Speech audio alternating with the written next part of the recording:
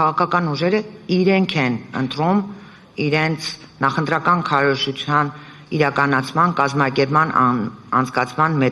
մեթոդներն ու եղանակները։ Ուժեղ Հայաստան դաշինքի դիմումում Էջ 6875 Միասնության թևեր կուսակցությունում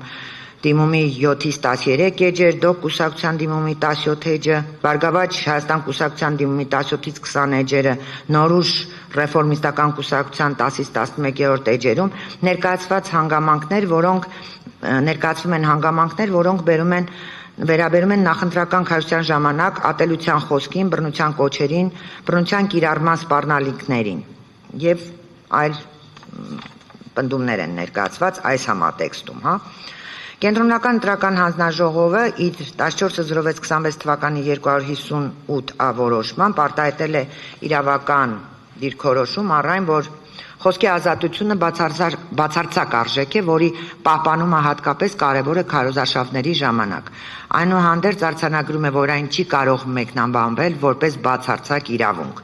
Կենտրոնական ընտրական հանձնաժողովն ընդգծում է, որ թեկնածուների կողմից հնչեցվող խոսքում, հրապարակային ելույթներում եւ այլ քարոզչական նյութերում հնարավոր քրեական պատասխանատվության հանգեցնող կոչերն ու հայտարարությունները ենթակա են գնահատման իրավապահ մարմինների կողմից եւ կարող են հանդիսանալ այլ վարույթների առարկա։ Այս մոտեցման եւ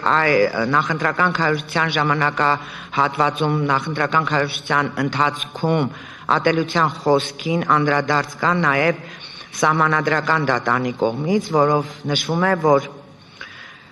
ընտրություններին մասնակցող քաղաքական ուժերը եւ դրանց ներկայացուցիչները նախընտրական քարոզչության ընթացքում օգտվում են իրենց կարծիքն արտահայտելու լայն հնարավորություններից, ինչը ժողովրդավարական հասարակությունում հնարավորություն է տալիս ազատորեն ձևավորելու ժողովրդի կամքը, ուստի այն ընտրությունների ազատության սկզբունքի պահպանման անհրաժեշտ պայմանն է։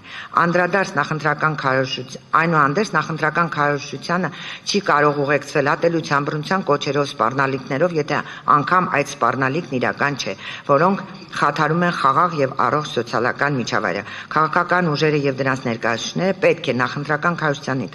ընթացքում դրսևորեն առավելագույն զսպվածություն, քաղաքական կոռեկտություն, բացառելով ատելության,